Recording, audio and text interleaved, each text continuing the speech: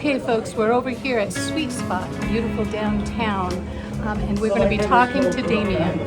Okay, so we're here speaking with Damien at the Sweet Spot, and we're here also with Taylor Clark.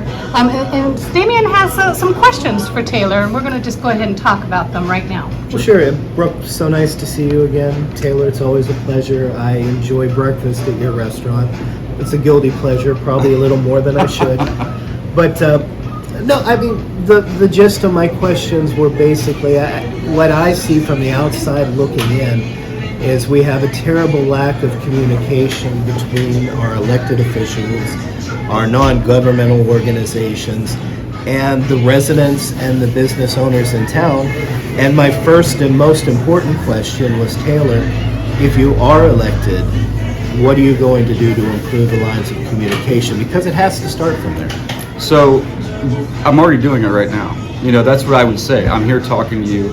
I'm here expressing that I'm trying to be as transparent as possible. And even when situations come up where maybe I wasn't the one who made that decision on something that may have affected you or your business, or I wasn't involved in that process, I can still be here as a representative, not just from City Council, but a representative too of our business community, saying I understand, I hear you, I get it, and we're going to make, even though this decision has been made and there's not much I can do now about it, and I wasn't necessarily involved in the process, I can sit here, I can apologize to you, I can offer you understanding, and what I can do right now is work with you moving forward to make sure whatever blow that your business or any other business would be received, if we're talking specifically about the farmers market moving and all of that, whatever blow that your business might receive, I can do whatever I can moving forward to help it be as little as possible. And we have a lot of ideas on how to do that, and that's why I want to talk to you. I want to get your ideas on what we can do. At the end of the day, the council is responsible for everything, and I can take that responsibility. But at the end of the day, I can tell you till I'm blue in the face, I didn't have a direct word to do with this. And I do think, if we're talking about the farmers market in particular, that it could have stayed on Main Street for longer, because we were told the Central Park project won't start until after Labor Day. So why? And even at last City Council meeting, when we talked about this in particular, I said, oh, while I was sitting up there in that chair, I said, oh, so construction of Central Park won't happen until after Labor Day. And the representatives from CJL said yes, won't happen until after Labor Day. And then I said, so all the park events that go on the park during the summer can continue? The answer was yes.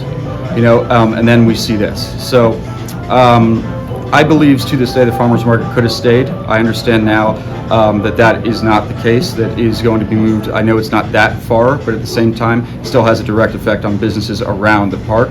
But now that decision is there and over with, what can we do moving forward to make it work as best as we possibly can for you and other businesses around the park? And not just that, but we need to work on in general, and I will be working on this as much as I possibly can from my position specifically, on more open communication and getting things out to especially local business leaders. Residents, of course, are extremely important to get that information out to, but when it directly affects, the livelihood of not just people, not just you or anybody else that has a local business, but that local businesses are the very essence of what downtown is. That's what we're made up of. So the line of communication, I will say this all the time, I'll say it on camera, I'll say it anywhere, must be more open, and I'm working to do whatever I specifically can to make that work. So, everything that you just said, I agree with. Communication is important, and I'm encouraged that it seems that you're committed to improve it. But, if you or anybody else thinks my concern is just with the farmers market, then you're totally misunderstanding what I'm saying. And I said this to you. You and I, we're very fortunate. We come from a different position from many. Our skin is a complexion that makes things a little bit easier for us. We're middle class. We own a business. We have problems that most people would really love to have. So when you look at moving these events that are part of the community, these are things that everyday average people come to, they depend on, they bring their children to see the Christmas houses, yes. They bring their children down to get Halloween candy, and they see things like things moving and no one explaining why, parks getting rebuilt and not understanding why their neighborhoods can't get rebuilt. but we can spend a large sum of money on fixing a park that many doesn't think needs fixed, and then they'll ask you, if they still decide they have the energy to ask, why? What about us? Where's the care for us?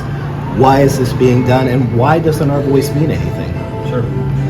So to answer your question, we did cover a lot of this in the interview before we got over to you, but let's go back to some of it, all right?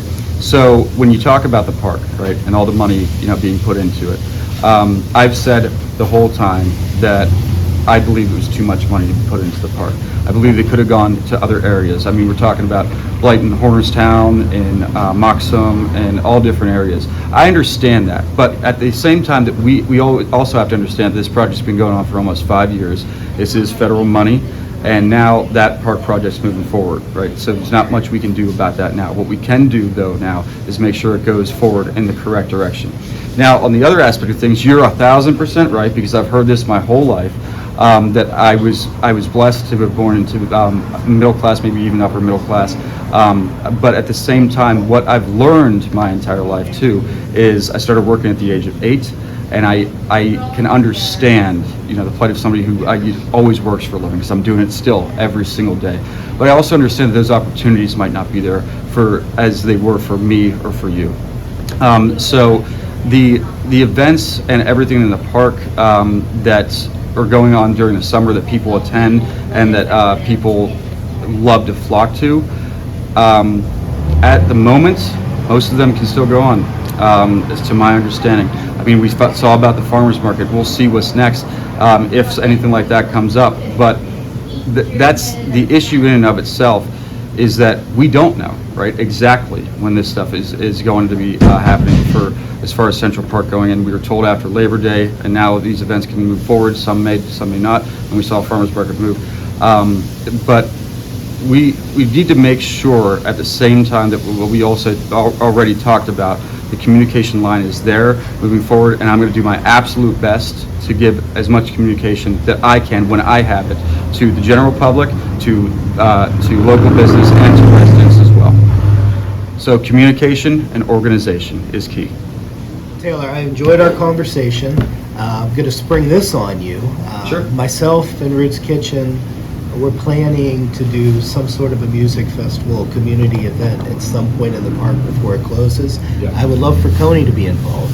Oh. I think it'd be a heck of a good time. That would be awesome, actually. Yeah. I mean, as far as summer events go, we actually don't do, because of just how much stuff we have going on with 2 businesses, I don't do a lot of summer events, so I'd like to do that. It would be fun. That would be really good. Okay, folks, stay tuned. There'll be more of these videos coming your way very soon.